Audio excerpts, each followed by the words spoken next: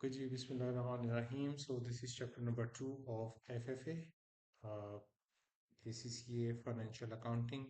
अब इसमें हमारे पास जो मेन पॉइंट है काफ़ी थोड़ा सा हमने इसका ओवरव्यू लिया था last time.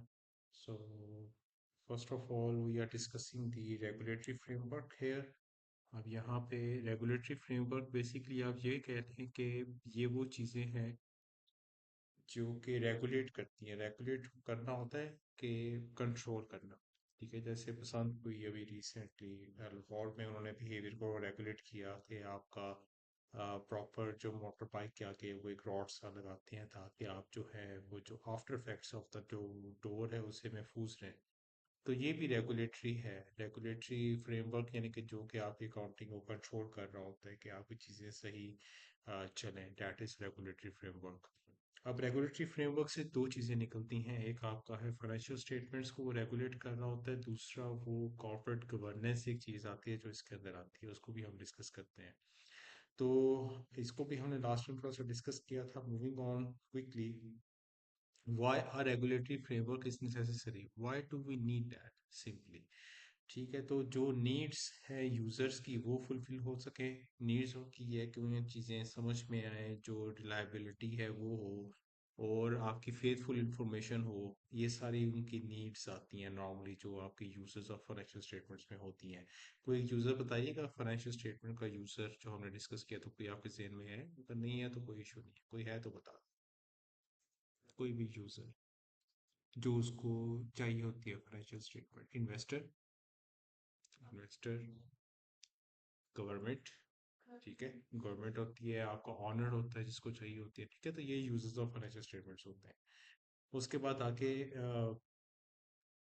To ensure that the information provided in the relevant economic arena is both comparable and consistent. ठीक है, आपका जब भी आप फाइनेंशियल स्टेटमेंट्स में आपको दिखाऊंगा उसमें 2 ईयर्स आपस में कंपेयर किए होते हैं. यहाँ पे वो डिटेल्स होती हैं और यहाँ पे ईयर 1 होता है, यहाँ पे ईयर 2 होता है जो कि आपस में कंपैरिजन होता है. ठीक है, यहाँ पे ईयर 1 की फिगर है, यहाँ पे ईयर 2 की फिगर है. इस तरह आपको कंपैरिजन मिल रहा होता है. इस तरह ज़्यादा इन्फॉर्मेशन जो होती है ना वो आपकी प्रेजेंटेबल होती है और यूजफुल होती है. और फिर ज़ाहिर है यूजर्स का कॉन्फिडेंस को बिल्डअप करने के लिए कि ऑफ कोर्स इसके पीछे एक रेगुलेटर है जो कि इस फाइनेंशियल स्टेटमेंट्स को कंट्रोल कर रहा है, तो उनका इस पे ट्रस्ट डेवलप होता है. और to regulate the behaviour of companies, to regulate the behaviour of companies and directors towards their investors. अब ये इंपॉर्टेंट इसलिए है, आपने पब्लिक लिमिटेड कंपनी पढ़ा है एफपीटी में भी. उसमें ये होता है बेसिकली कि आपका जो शेयर होल्डर्स होते हैं, जो शेयर होल्डर्स और आपके जो डायरेक्टर्स होते हैं वो सेपरेट होता है.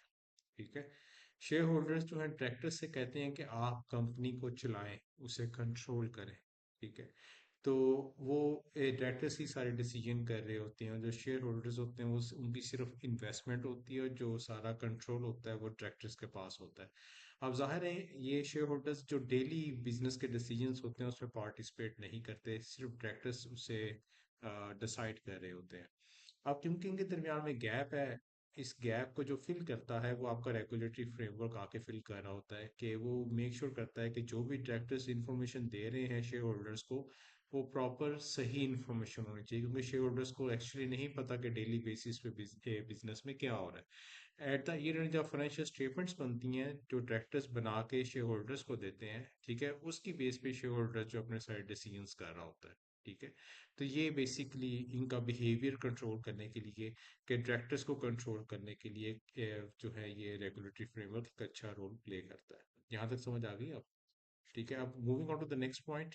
अब एक और चीज होती है national regulatory frameworks for financial reporting. अब ऊपर वाले जो फ्रेमवर्क्स थे आपका, इसमें अब दो तरह के आपके फ्रेमवर्क्स आते हैं जो मेनली डिस्कस किए गए हैं. सबसे पहला अभी जो है एक होता है इंटरनेशनल फाइनेंशियल रिपोर्टिंग स्टैंडर्ड्स का फ्रेमवर्क और एक आपका होता है regulatory framework, national regulatory framework.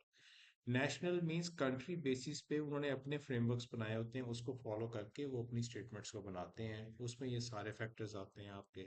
National reporting standards होते हैं, नेशनल लॉ होता है, market regulations, security exchange rules.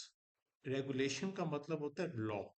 ठीक है, तो मार्केट के अपने कुछ लॉज होते हैं, उसे फॉलो किया जाता है। Security exchange rules, security exchange वो होती है जहाँ पे बेसिकली आपके जो शेयर्स है उसकी ट्रेडिंग होती है। ठीक है, तो स्टॉक एक्सचेंज जिसे आप कह सकते हैं, ठीक है, वहाँ पे आपके शेयर्स की ट्रेडिंग होती है, पब्लिक लिमिटेड कंपनी के शेयर्स वहाँ पे ट्रेड होते हैं। उसे हम कहते हैं, उसके जो उसके डिफरेंट रूल्स होते हैं, ठीक है, वो यहाँ पे बताए गए हैं। अब वो जो रेगुलेटरी फ्रेमवर्क में एक होता है आपका नेशनल रेगुलेटरी फ्रेमवर्क, जो नेशनल लेवल पे हर कंट्री के डिफरेंट होते हैं। वो कहते हैं कि आप इस इंफॉर्मेशन को ऐसे प्रेजेंट करें, ऐसे प्रेजेंट करें और ऐसे प्रेजेंट करें। एग्जाम्पल के तौर पे आपको बता देता हूँ, यहाँ पे कंपनीज एक्ट 2006 ये यूके में है। ठीक है, ये उनका नेशनल अपना है रेगुलेटरी फ्रेमवर्क, जिसकी बेस पे कंपनी जो है वो रन करती है। अगर यूएस की बात करें, यूएस में है सर्बेनस ऑक्सले एक्ट। ठीक है, ये उनका अपना रूल है, जिसके मुताबिक वो अपनी फाइनेंशियल रिपोर्टिंग और अपने फ्रेमवर्क्स को या अपनी फाइनेंशियल स्टेटमेंट्स को रेगुलेट कर रहे होते हैं। ठीक है, तो ये है डिफरेंट फ्रेमवर्क्स होते हैं जो नेशनल लेवल पे वर्क कर रहे होते हैं। जैसे पाकिस्तान में बात कर रहे हैं, पाकिस्तान कॉन्स्टिट्यूशन का कोई एक्ट है जो कि फॉलो होता है, ठीक है, मेनली तो वो इसका अपना नेशनल फ्रेमवर्क है। अब इसमें एक दूसरी तरह का है आपका, जो दूसरा वे है, ठीक है, वो है इंटरनेशनल फाइनेंशियल अकाउंटिंग स्टैंडर्ड्स। इसके थ्रू भी आपका जो है वो रेगुलेट किया जाता है आपका जो है स्टैंडर्ड। ठीक है, सॉरी, आपका फाइनेंशियल स्टेटमेंट्स इसके थ्रू भी कंट्रोल की जाती है, international financial IFRS accounting standards. अब इसमें बेसिकली जो होती है आपकी आईएफआरएस, आ जाए आ जाए आ जाए। मैं सोचा था शायद वो बच्चे नहीं आएंगे, लेकिन आ गए, अच्छी बात है। ओके, इसमें एक होता है, हम पढ़ रहे हैं रेगुलेटरी फ्रेमवर्क चैप्टर नंबर 2। ये क्विक थ्योरी सी, काफी ड्राई सा टॉपिक है। ठीक है, आपका चैप्टर नंबर 1 की सारी बेसिक्स थी जो भी हमने कवर की हैं, जो मोस्ट लाइकली आपको आती हैं। ठीक है, इसमें जो है हम इसका फ्रेमवर्क डिस्कस कर रहे हैं। फ्रेमवर्क का मतलब ये है कि कोई ऐसी चीज जो कि फाइनेंशियल स्टेटमेंट्स को रेगुलेट कर रही है, उसे कंट्रोल कर रही है कि सारी चीजें सही हो। हमें पता है एसेट को कहाँ लिखना है, सही लिखा हुआ है कि नहीं लिखा हुआ, उससे प्रॉपर प्रेजेंटेबल वे में किया जाए। ये सारा रेगुलेटरी फ्रेमवर्क चैप्टर नंबर 2 है जो हम डिस्कस कर रहे हैं। ठीक है, इसके बाद फिर हम जो है डबल एंट्री को स्टार्ट करेंगे इंशाल्लाह। अब नेक्स्ट आ जाए यहाँ पे। अ, अभी तक हम जो डिस्कस कर चुके हैं बेसिकली वो यहाँ से, हाँ, ये डिस्कस कर चुके हैं। रेगुलेटरी फ्रेमवर्क होता है, उससे हमारा कॉर्पोरेट गवर्नेंस होती है, वो भी हम डिस्कस करते हैं। रेगुलेटरी फ्रेमवर्क जो है वो कंट्रोल करता है फाइनेंशियल स्टेटमेंट्स को कि वो सही बने। और फाइनेंशियल स्टेटमेंट्स दो तरीके से बन रही होती है, एक आपका नेशनल स्टैंडर्ड्स होते हैं, उनके तरीकों से बन रही होती है। जैसे यूके में companies house act, companies act है, उसके मुताबिक बनती है। यूएस में सरबेनस ऑक्सले एक्ट है, उसके मुताबिक बनती है।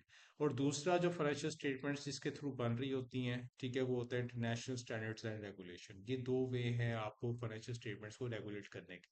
अब दो तरीकों को आमतौर पे कंपनी जो है मर्ज करके फाइनेंशियल स्टेटमेंट्स बना रही होती है। अब जैसे पाकिस्तान में भी जो हैं कुछ अपने स्टैंडर्ड्स हैं, उनको नेशनल स्टैंडर्ड्स उनको फॉलो किया जाता है, और लोकल रूल्स हैं उनको फॉलो किया जाता है, उनको हम इग्नोर नहीं कर सकते। और दूसरा जो इसमें वे यूज़ किया जाता है वो इंटरनेशनल स्टैंडर्ड्स एंड रेगुलेशन है, जो कि हमारे सिलेबस का पार्ट है। अब हम ये नेशनल रेगुलेशंस को, हमने रेगुलेटरी फ्रेमवर्क को डिस्कस कर लिया है। अब इसमें जो दूसरा तरीका है जिससे फाइनेंशियल स्टेटमेंट्स बनती हैं, अब हम उसको डिस्कस करने लगे हैं।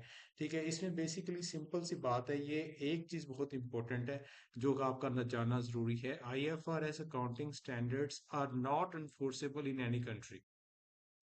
ये रूल नहीं है, इसे हम कहते हैं प्रिंसिपल बेस्ड अप्रोच।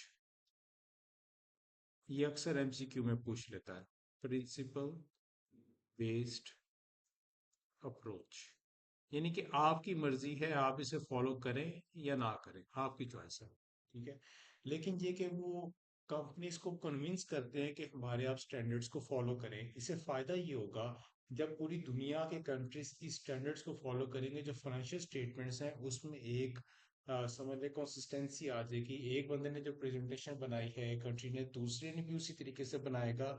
उसको आप आपस में, चाहे दुनिया में जहां मर्जी कंट्री में हो, आप उस कंट्री की, एक कंट्री की कंपनी को दूसरी कंट्री की कंपनी के साथ कंपेयर कर सकते हैं। ठीक है, इस तरह फिर आपके लिए जो है इंटरनेशनल लेवल पे कंपनीज की फाइनेंशियल स्टेटमेंट्स को कंपैरिजन का मौका मिल जाता है, जिससे आपकी डिसीजन मेकिंग मजीद बेहतर हो जाती है। ठीक है, लेकिन एक और चीज़ इसमें जानना ये ज़रूरी है कि ये आपका जो नेशनल रेगुलेटरी फ्रेमवर्क्स जो होते हैं, ये नेशनल रेगुलेटरी फ्रेमवर्क्स, ये रूल बेस्ड अप्रोच होती है। ये आगे जाके आएगा, ये भी अक्सर पूछता है। रूल बेस्ड का मतलब ये है कि इसे हमें हर हाल में फॉलो करना ही करना, चाहे कुछ भी हो जाए। ठीक है। तो ये कंपलसरी होता है, इसके बगैर हम अपनी फाइनेंशियल स्टेटमेंट्स को कंप्लीट नहीं कर सकते, उसे वो एक्सेप्ट भी नहीं होती। लेकिन ये रूल बेस्ड अप्रोच है जिसमें रूल होता है, ये प्रिंसिपल बेस्ड अप्रोच है कि आपकी मर्जी है इसको फॉलो करें या ना करें। IFRS reporting standards, accounting standards. अब ये जो है आपका रेगुलेटरी फ्रेमवर्क का पार्ट है, ये दो तरीके हैं जिससे फाइनेंशियल स्टेटमेंट्स बन रही होती है। यहाँ तक क्लियर हो गया आप? ठीक है। अब moving on to the next point, बाकी सब कुछ जो है ना एग्जांपल्स लिखी हुई हैं, बस आपको समझाने के लिए है। बाकी उसको आपने तौर पे पढ़ लीजिए, अगर समझ नहीं आएगी मुझसे पूछ लीजिए। अब आगे आते हैं। अब हम पढ़ने लगे हैं इंटरनेशनल रेगुलेटरी सिस्टम, जो आपके इंटरनेशनल आईएफआरएस अकाउंटिंग स्टैंडर्ड्स जो हैं, अब हम उसका स्ट्रक्चर पढ़ने लगे हैं। अब उसकी रीजन ये है, हम इसका इसलिए पढ़ने लगे हैं क्योंकि हर कंपनी का अपना एक नेशनल स्ट्रक्चर है, नेशनल लॉस है, नेशनल रेगुलेटरी फ्रेमवर्क है। अब दुनिया में इतने कंट्रीज है, हम सबका नहीं पढ़ सकते, जो सही बात है, हम सबका समझ भी नहीं सकते, सबको याद भी नहीं कर सकते। इस वजह से आपके सिलेबस में एक चीज रख दी गई है जिसको फोकस किया गया, ये आपने भी आसानी है। और इंटरनेशनल लेवल पे जो ज्यादा चीज फॉलो हो रही है वो ये है, इंटरनेशनल रेगुलेटरी सिस्टम। इस वजह से हम इसको पढ़ रहे हैं। आपका F7 भी इसी पे बेस कर रहा है। आपका SBR जो आपका एडवांस सब्जेक्ट होगा, स्ट्रेटेजिक बिजनेस रिपोर्टिंग, वो भी इस पे बेस कर रहा है। F7 आपका फाइनेंशियल रिपोर्टिंग है जो आपका स्किल्स लेवल पे आएगा। तो इसमें इसके हम स्ट्रक्चर को समझते हैं। सबसे पहले आती है आईएफआरएस फाउंडेशन। ठीक है, ये आपकी फाउंडेशन है जो कि आपके सारे स्टैंडर्ड्स का एक पार्ट है। आपकी आईएफआरएस फाउंडेशन जो है, ये आपको थोड़ी सी इंफॉर्मेशन लिखी हुई है फाउंडेशन की। Is the supervisory body for the IASB. ठीक है। आईएएसबी क्या है? ये इंटरनेशनल अकाउंटिंग स्टैंडर्ड्स बोर्ड है। ठीक है। अब इंटरनेशनल अकाउंटिंग स्टैंडर्ड्स बोर्ड जो है, ये आपके आईएएस बनाता है, इंटरनेशनल अकाउंटिंग स्टैंडर्ड्स बनाता है। जो आपके डेप्रिसिएशन का वे है, डबल एंट्री बुक कीपिंग है, आपका अक्रूवल्स एंड प्री पेमेंट्स हैं, इस तरह के जो भी टॉपिक्स हैं, ये सारे स्टैंडर्ड्स से आए हुए हैं। ठीक है। वो जो स्टैंडर्ड्स हैं वो सारे आपके इंटरनेशनल अकाउंटिंग स्टैंडर्ड्स बोर्ड बनाता है। ठीक हो गया। अब यहाँ पे आगे इसका जो आईएफआरएस फाउंडेशन जो है वो मेन है, उसके अंडर ये सारी चीजें आ रही होती हैं जो कि उसको रेगुलेट कर रहा होता है। अब principal objective of the foundation, IFRS foundation का क्या है? Develop develop a set of high quality, understandable, enforceable and globally accepted financial reporting standards. Globally accepted यानी कि हर कंट्री का जो भी प्रॉब्लम है, जाहिर है हर कंट्री के पहले वो प्रॉब्लम्स को देखते हैं कि ये कितने कंट्रीज में इंटरनेशनल लेवल पे एक्सेप्टेबल हो सकता है, उस वाली प्रॉब्लम को पकड़ते हैं और उसकी बेस पे वो स्टैंडर्ड बना लेते हैं। ठीक है। और उसमें वो जितनी इंफॉर्मेशन ऐड कर सकते हैं वो कर देते हैं, ताकि हर कंट्री अपने हिसाब से उसमें से जो चीज़ इंफॉर्मेशन लेना चाहे वो उसमें से ले सकता है। ठीक है, ये उसका एक पार्ट होता है आईएफआरएस फाउंडेशन का। Promote the use and rigorous application of दो स्टैंडर्ड्स, ये कंट्रीज से कांटेक्ट करते हैं, उनसे कहते हैं कि हमारे स्टैंडर्ड्स को फॉलो करें। तो इससे फायदा ये होता है कि आपकी फाइनेंशियल स्टेटमेंट्स में एक मतलब सिमिलैरिटी आ जाती है कि आप उसे कंपेयर कर सकते हैं। To take account of the financial reporting needs of emerging economies and small and medium sized entities. Small and medium size जो है, ये आइडेंटिफाई करना कि बिजनेस स्मॉल है, मीडियम है या लार्ज है, इसका जो है डिटेल में टाइप्स ऑफ बिजनेस जो है पीटी में पढ़ाया जाता है, वहां से आपको इसका पता चल जाएगा। अब इमर्जिंग इकोनॉमीज जो कि भी मतलब इंक्रीज डेवलप हो रही है, आहिस्ते आहिस्ते डेवलप हो रही हैं, उसका इमर्जिंग इकोनॉमीज हैं, उनकी भी नीड्स को और small and medium size entities या बिजनेसेस को भी सारी नीड्स को देखते हुए, इनके वो बड़ा डिटेल में सारा वो इंफॉर्मेशन लेता है। और साथ साथ national international financial reporting standards को भी वो देखता है कि वो सिर्फ और सिर्फ ये नहीं अपने स्टैंडर्ड्स पे फोकस नहीं कर रहा था, वो ये भी देख रहा था कि हर कंट्री के नेशनल स्टैंडर्ड्स क्या है, ताकि उस इंफॉर्मेशन को जिस हद तक वो ऐड करना चाहे अपने अपने अकाउंटिंग स्टैंडर्ड में ऐड कर सके। ठीक है, ये इसका आईएफआरएस फाउंडेशन का मेन इसका रोल ये है। और ये आपके एमसीक्यू में पूछ सकता है। आई थिंक 2 से 4 मार्क्स का ये क्वेश्चन मोस्ट प्रोबेबली हिट कर सकता है, क्योंकि ये बेस है आपके अकाउंटिंग की। कि कहाँ से ये अकाउंटिंग जनरेट हुई है और इसमें चेंजेस कहाँ से आ रही हैं। तो ये आपकी फाउंडेशन है जो इसकी चेंजेस को लुक आफ्टर कर रही होती है। अब आते हैं आगे, नेक्स्ट बॉडी है हमारी इंटरनेशनल अकाउंटिंग स्टैंडर्ड बोर्ड। अभी हमने आईएफआरएस फाउंडेशन को पढ़ा है, वो इन सब को लुक आफ्टर कर रही होती है। अब आते हैं इंटरनेशनल अकाउंटिंग स्टैंडर्ड्स बोर्ड।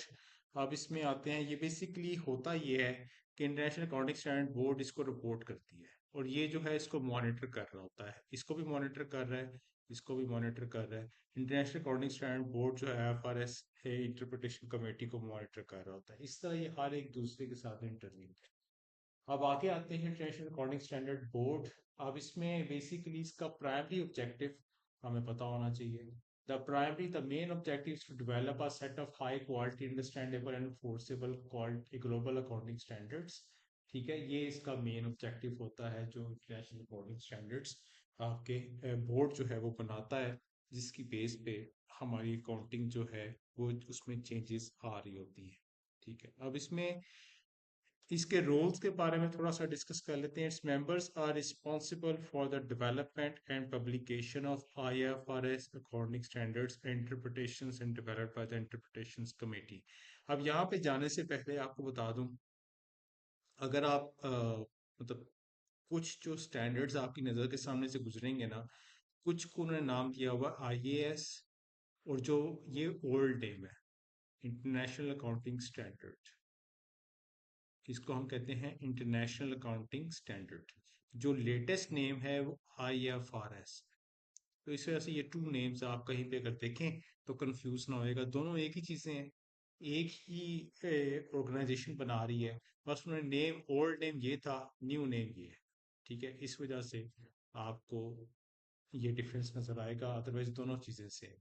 ठीक है, अब आईएएस का जो फॉर्मेट है वो है इंटरनेशनल अकाउंटिंग स्टैंडर्ड, आईएफआरएस का है international financial reporting standard.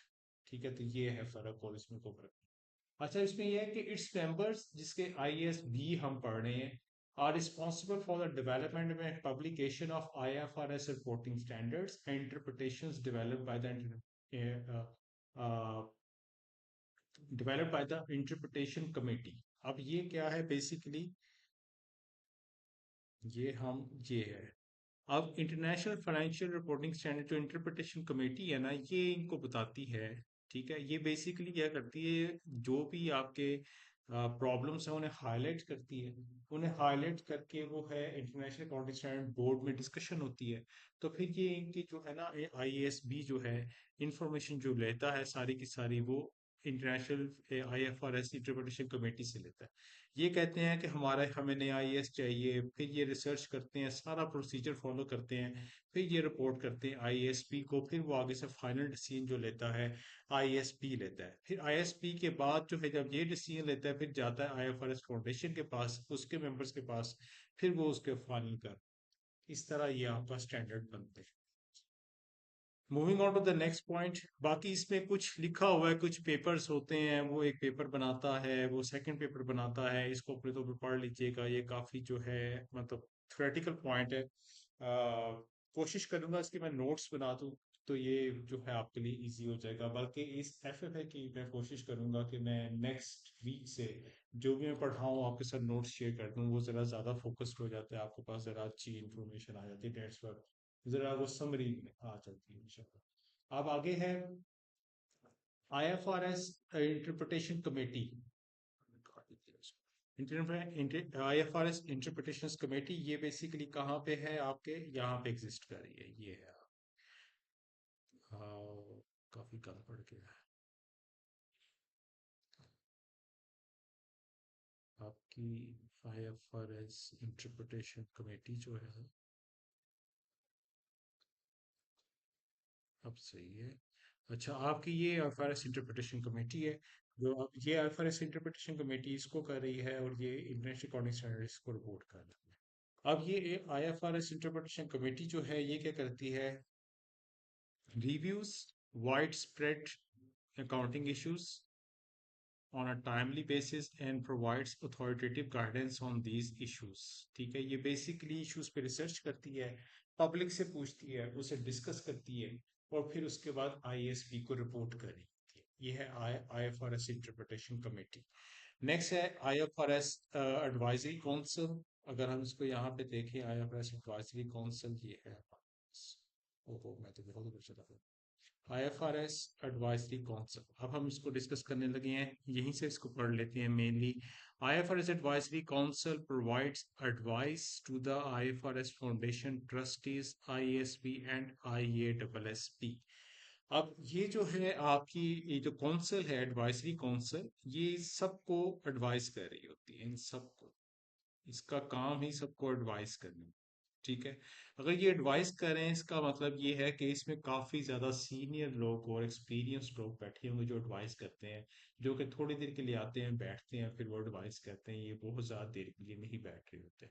Trustees की जो बात है, ट्रस्टीज वो होते हैं जो कि मतलब क्योंकि ये फाउंडेशन है, फाउंडेशन में शेयर होल्डर्स नहीं होते, फाउंडेशन में ट्रस्टीज होते हैं। ठीक है, इस वजह से उसने ट्रस्टीज का वर्ड यूज किया है। अब एक चीज जो है इसमें ऐड हुई है, जो अभी तक हमने डिस्कस नहीं की, वो है international sustainability standards board, ISSB। ये जो है, इसकी डिमांड काफी ज्यादा है आजकल। ये क्या है, आजकल जो इलेक्ट्रिक व्हीकल्स का आना, ठीक है, ताकि हमारा जो पोल्यूशन कम हो, और कोई भी पाकिस्तान में उनका वो जो ग्रीन स्टिकर्स हैं, कि गाड़ियों पे जो स्टिकर्स लगाते हैं लाहौर में, कि वहाँ पे गाड़ी बहुत ज़्यादा खराब ना हो, स्मोक ज़्यादा ना हो, वो कंट्रोल करने के लिए ये स्टेप ले रहे हैं। ये भी सस्टेनेबिलिटी में आता है। ठीक है, बेसिकली ऐसे स्टेप्स लेना जिसकी वजह से इन्वायरमेंट हमारा अफेक्ट ना हो या कम अफेक्ट हो, इसको हम सस्टेनेबिलिटी कहते हैं। ये काफ़ी लेटेस्ट कॉन्सेप्ट है हमारा।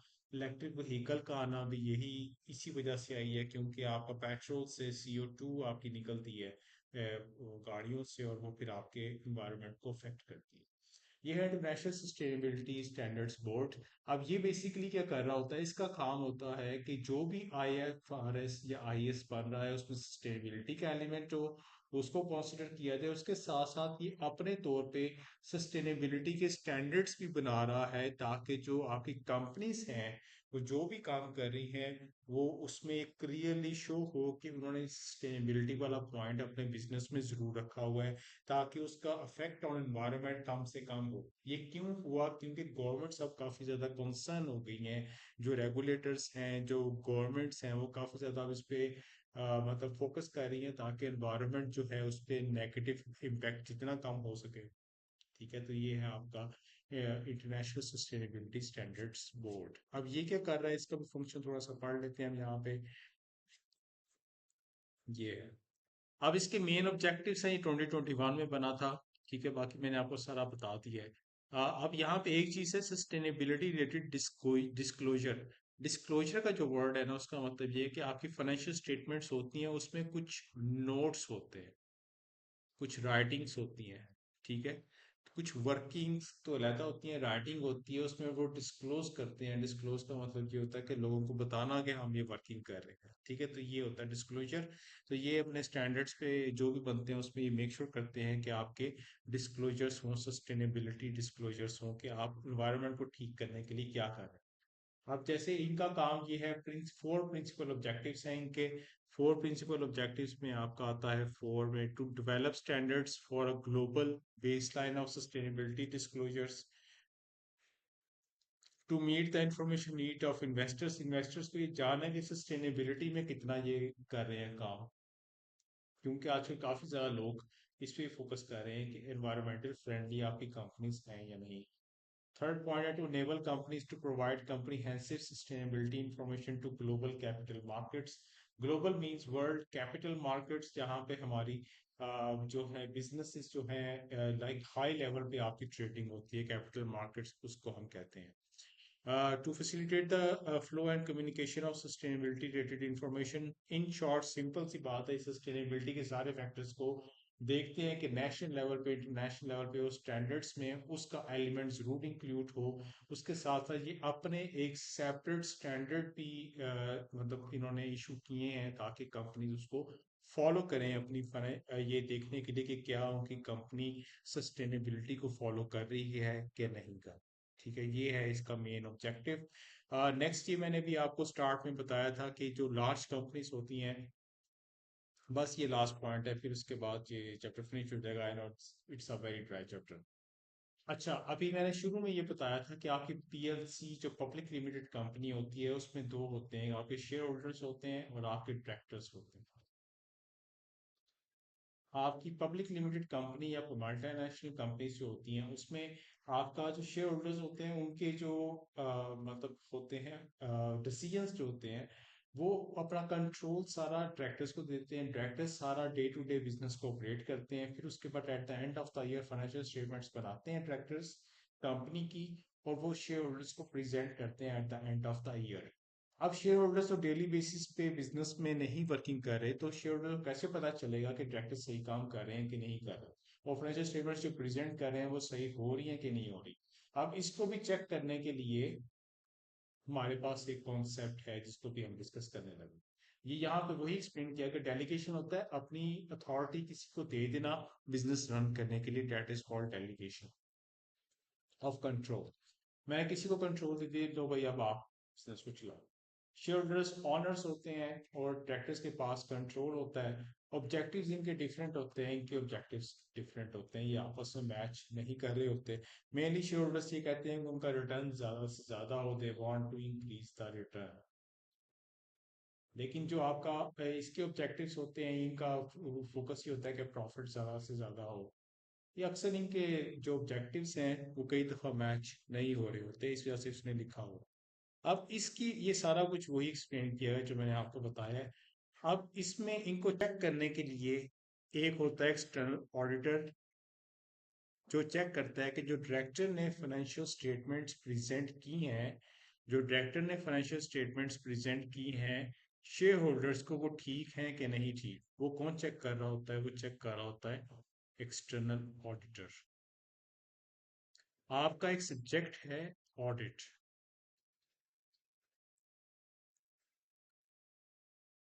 एक तो कंपलसरी सब्जेक्ट है और एक आपका एडवांस लेवल सब्जेक्ट है, वो आपकी चॉइस है कि आप पढ़ें या ना पढ़ें, लेकिन एक तो कंपलसरी आप पढ़ेंगे। ठीक है, ये है आपका ए ऑडिट एंड एश्योरेंस, उसका पुराना नाम है F8। ये है बेसिक इसका सिर्फ समझाने का तरीका है, जहाँ पे काउंटिंग खत्म होती है वहां से ऑडिटिंग स्टार्ट। ठीक है, एक बंदा जब फाइनेंशियल स्टेटमेंट्स बना लेते हैं, फिर वहां से एक्सटर्नल ऑडिटर आके देखते हैं कि क्या आपने फाइनेंशियल स्टेटमेंट सही बनाई है कि नहीं बनाई। वो एक एक चीज चेक कर रहे होते हैं। तो ये जब एक्सटर्नल ऑडिटर जब चेक करते हैं तो उसमें फाइनेंशियल स्टेटमेंट्स बकायदा लिखा जाता है कि इसको किसने ऑडिट किया है। The word I am using is audit. External audit, audit होता है फाइनेंशियल स्टेटमेंट्स, उसे कर रहा होता है एक्सटर्नल ऑडिटर। अब ये उसको चेक करने के लिए था। आगे अब आता है एक पॉइंट, कॉर्पोरेट गवर्नेंस।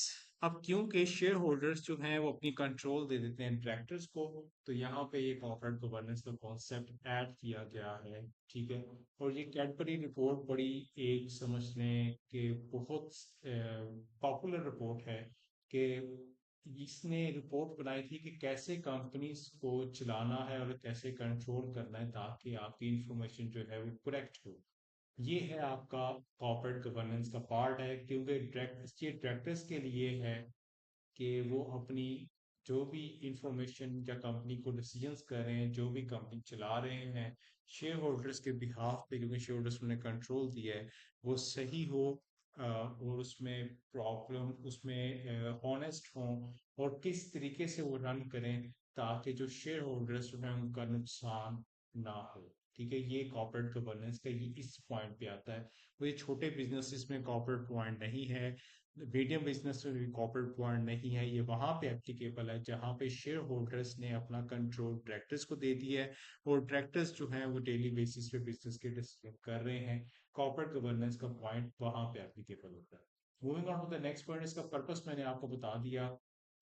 इसका पर्पस ये है to monitor those parties within the company who control the resources and assets of the owners। Mainly जो है वो डायरेक्टर्स इसको कर रहे होते हैं। आप अगर कंपनीज को देखें, जो बड़ी बड़ी कंपनीज हैं उसमें एक बड़ी एक ब्रॉड टर्म यूज होती है जिसको हम कहते हैं बोर्ड ऑफ डायरेक्टर्स।